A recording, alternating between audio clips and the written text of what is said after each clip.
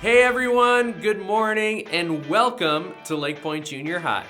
My name is Pastor Ethan and I'm really excited to be hanging out with you this morning. You're about to experience some friendly competition. We're gonna have breakfast for dinner and we're gonna learn together and have some family discussion with our series entitled Popular.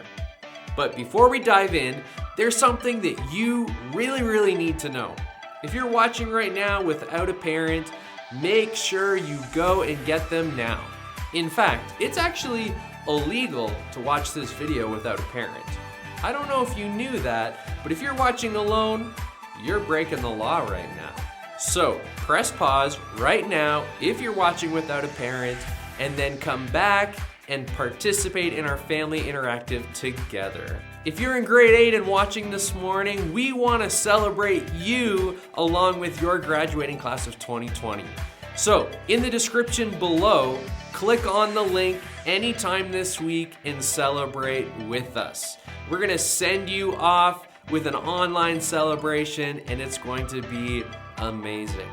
Okay, that's all you need to know. You need to watch with a parent, and then if you're in grade 8 at some point this week, click that link so we can celebrate with you and your family. Okay, junior high students, parents, buckle up because we're gonna dive into our interactive in 3, 2, 1.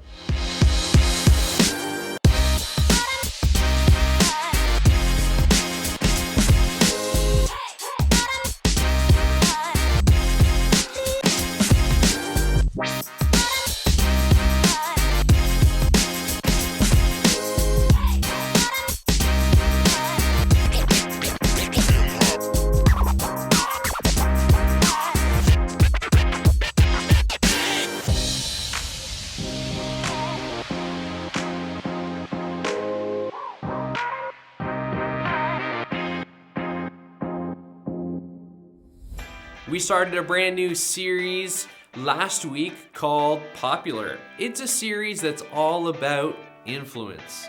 And last week we had a really great conversation about how Jesus can use whatever you have to do big things. This week we're going to talk about how doing big things starts with a small step. And that's great news for you and I because our ability to influence others isn't just about behaviors and choices. It's about saying yes to using our God-given influence for good, just one step at a time. We can take small steps every day to inch us closer and closer towards using our influence for good. And the more steps we take toward being a positive influence, the more impact we'll make over time. And as we're going to learn in a moment, we can take small steps towards having a big influence by thinking about how and in what way you want to influence others. And then just choose one of those ideas and take that small step. And that's all I'm going to say before I give away the entire point of the teaching video today.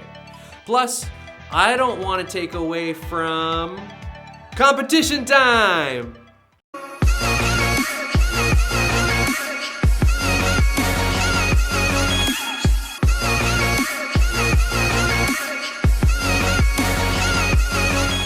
Every week here at junior high, we have a friendly competition. And this week's challenge, we are going to rearrange 2 of the 3 meals in our day.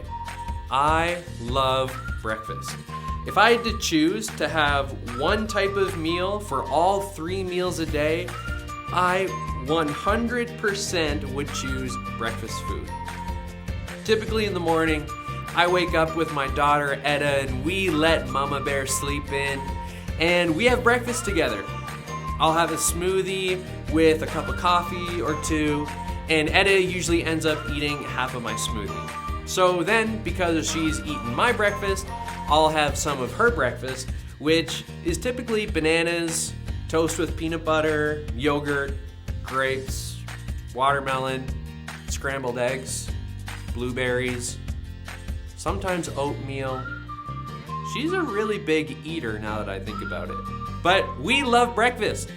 And when my wife Michaela makes breakfast, we usually have pancakes or crepes or fancy breakfast sandwiches. I mean, if you haven't noticed, I really love breakfast.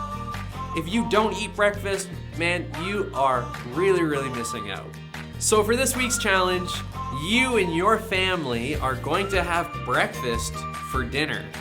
Together, you're going to make a breakfast meal. You can decide what kind of breakfast food, and instead of having it at a normal time in the morning, you'll have it for dinner. Whenever you decide to have breakfast for dinner, make sure you take a photo of your meal and post it to our junior high Facebook group by 10 a.m. this Wednesday. Everyone who posts a photo will be entered into a draw for the chance to win a $10 Tim Hortons gift card. Can't wait to see all of your breakfast for dinner meals. All right, my friends, in a moment, we're gonna jump into week 2 of our brand new series. After we watch the teaching video, we're gonna turn this over to the parents in the room, and they're gonna ask a series of discussion questions that will pop up on the screen. I'll check back in with you before and after those questions to provide you with some further instructions. So focus your attention, friends, to week 2 of our popular series.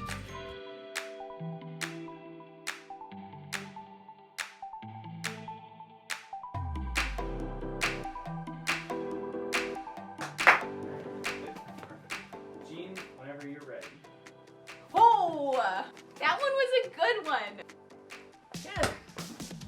Hey guys, I'm Jean, and this week we're talking all about influence. Influence is the ability to have an effect on someone else, specifically the ability to affect things like their behaviors, thoughts, or choices. When you have influence over someone, it means you have the potential to change something about who they are, what they think, or how they live their lives. Now, I don't know about you, but when I hear the word influence, the first thing that comes to mind is like when one person yawns and everyone else has to yawn too.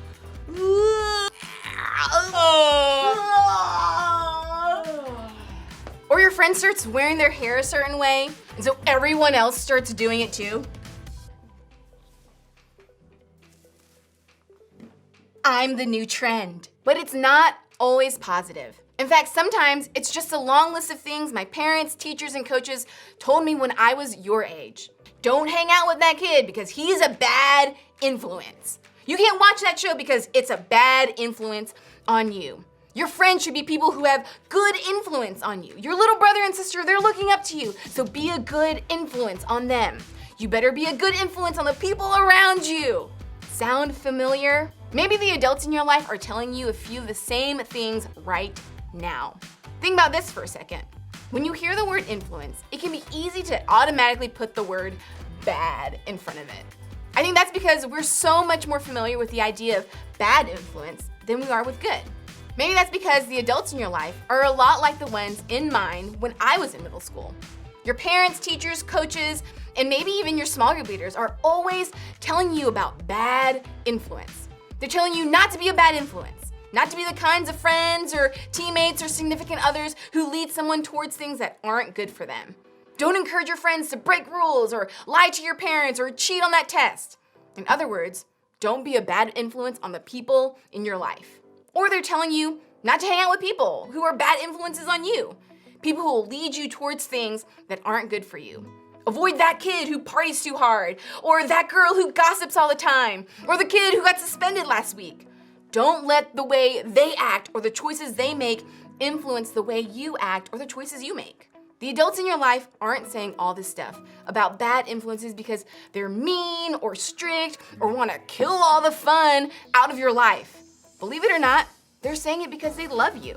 They want to protect you from the people or things that might influence your life away from God's best for you. They want to help you become the best version of yourself. And they recognize that the people around you have a lot to do with it. But can we just be honest for a second? Sometimes the thought of being a good influence feels like a lot of responsibility, right? Like you have to do all the right things and make all the right choices and have all the right answers all the time. Nobody can do that. And trying to sounds really exhausting. Also, the idea of only hanging out with people who influence you in a positive way doesn't always sound like that much fun either. Maybe they don't go along with what the crowd is doing, or they always follow the rules, or they go against what's popular. That doesn't always seem like a great time, does it? When we think about influence in these ways, we're missing the whole picture.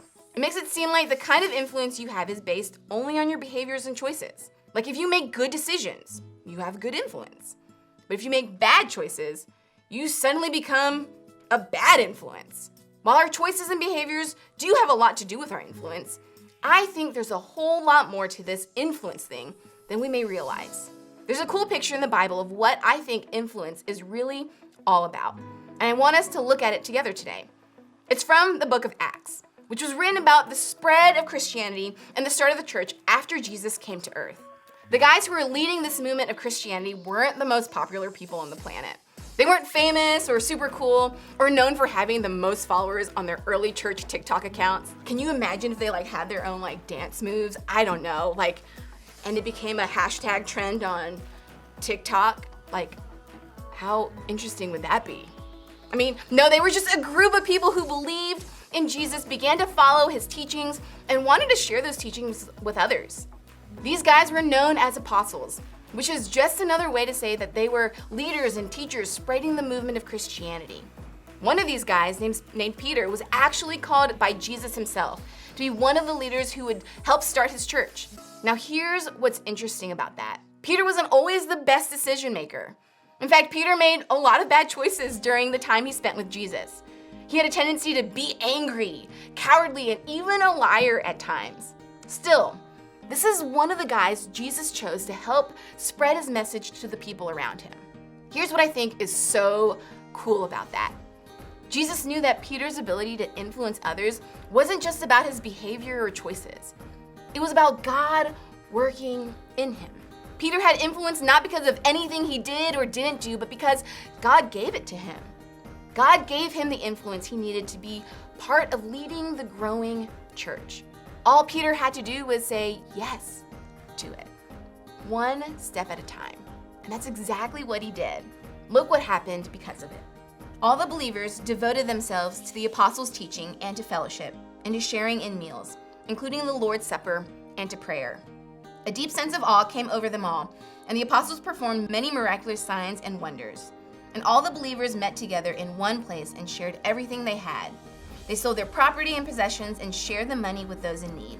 They worshiped together at the temple each day, met in homes for the Lord's Supper, and shared their meals with great joy and generosity, all the while praising God and enjoying the goodwill of all the people. And each day the Lord added to their fellowship those who were being saved. Today, we know this passage describes the first picture of the Christian church. But back then, I don't know if the guys who were part of it knew what they were building. Peter and his community were simply using the influence they had. They were influencing the people around them to do what Jesus had called them to do. Love God and love each other. They weren't saying yes to being good influences. Instead, they were saying yes to using their God-given influence for good, one small step at a time. Were they the most popular guys? Probably not. Did they see the results right away? Nope. Did they get the credit they deserved for the good that they were doing? Not always. But still they kept going. They used their influence for good, for God. That gave them the motivation to take small steps in the right direction. And those steps impacted and influenced the people around them to do the same. That's what I want you to see today.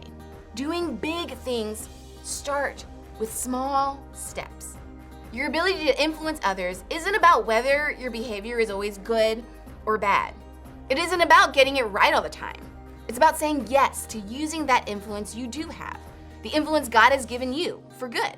The best way to do that is one small step at a time. Peter and his pals who started the early church wanted to see those around them come to know and believe in Jesus. They didn't have all the influence in the world to make this happen quickly. In fact, they probably never imagined just how big their influence would one day be. But they kept going, one step at a time, to eventually see this movement of God spread. And those small steps started a movement that shaped their entire community. But by themselves, they don't sound all that influential. Here's what they did. Step 1, they studied the apostles' teaching and spent time with each other. Step 2, they let God work through them and were amazed by all that God did. Step 3, they found common ground with others. Step 4, they gave to those who were in need, no matter the cost. Step 5, They shared meals together at home and genuinely enjoyed each other's company. And step 6, they praised God together. As a result of all of those things, God grew their church every day. Each one of these small steps inched this group closer and closer to having big influence. Each step may have seemed small and insignificant when it was taken, but it moved them in big ways towards big influence. And the same can be true for you. You can take small steps every single day to inch you closer and closer towards using your influence for good. Doing big things starts with small steps. Your ability to influence others starts with small steps in the right direction. The more steps you take towards being a positive influence, the more impact your influence will make for good over time. When I was in school, I had a friend named Cindy, and she would invite me to church like every week. And every week I would tell her no, that I did not want to go to church with her. But there was just something different about Cindy. She was always so joyful. Everyone just seemed to want to be around her. And honestly, she always showed up in my life when things got really hard. She helped me through some different situations and was always willing to just listen and hear what I had to say. And eventually she asked me one week if I wanted to go to church with her, and I eventually said yes, and it changed my life forever. That ability to influence me didn't happen overnight. It was Cindy's day-to-day behaviors that grew her influence in my life. It didn't come as a result of only making the right decisions or having the best behavior all the time. And it definitely didn't come from being the most popular person in the room. No, that influence came from small steps every single day towards being the kind of person who can make a big impact. And the same can be true for you. I think you can become the kind of person who influences people for good. I think you have the potential to have a big influence. You just have to start taking some small steps to get there. So here's what I want you to try. Think about how and in what way you want to influence others. If you want to be someone who influences others to serve, then take a small step to serve someone in your community. Maybe by mowing a neighbor's lawn or offering to babysit for free. If you want to be someone who influences others to be kind or friendly, take one small step to do the same. Maybe invite a new kid to hang out with you after school or shoot an encouraging text to a friend this week. If you want to be someone who influences others to be generous or help those in need, then take a small step to being and doing those things yourself. Remember, doing big things starts with small steps. Now maybe you're sitting there thinking, I know you're saying influence isn't about my bad choices or behaviors, but I think I've already made too many mistakes to ever have the kind of influence you're talking about. It's never too late to start taking those small steps in the direction of better influence. Maybe even today, a small step you could take is to talk to your small group leader about the very thing you feel is holding you back from having influence. No matter who you are or what your story is, I believe you have the potential to have big influence in a great way. As you head out, think about this question. What's one way I want to influence the people around me?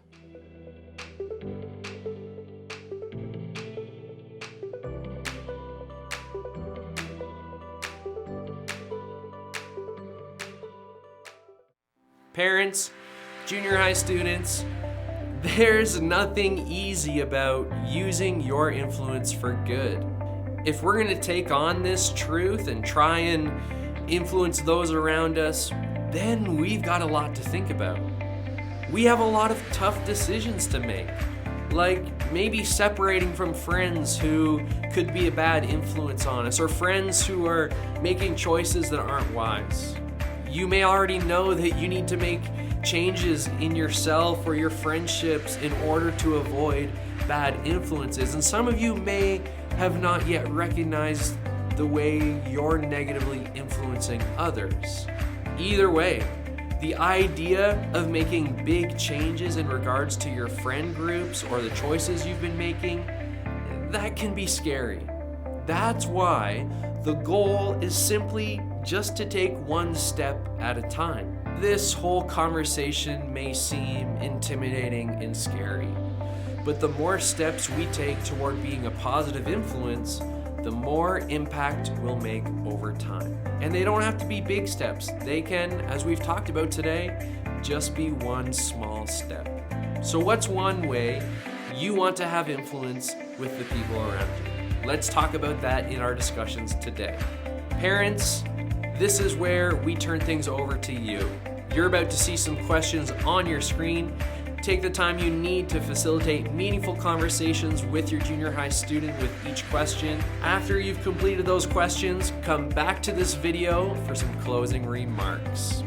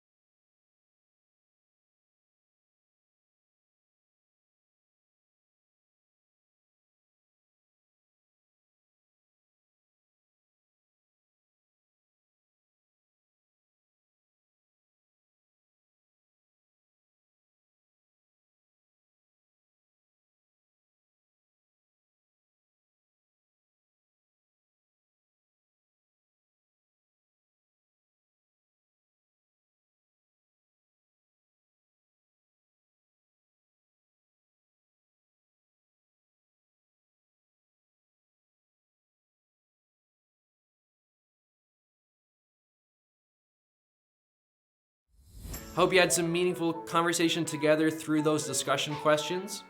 Remember, post a photo of your breakfast for dinner on our junior high Facebook group for a chance to win a $10 gift card. Just head to Facebook, search LakePoint Junior High, and request to join the group. And if you aren't on Facebook, you could just email me your photo at ethan@lakepoint.church, and I'll make sure you get added into that draw. To close our time this morning, take the next 2 minutes, pray together as a family, and then head to the LakePoint app to access our weekday junior high devotionals. You'll find those in the family resource section on our LakePoint app. I hope you had a great morning this morning. Parents, thank you for partnering with us, and we'll see you back next week.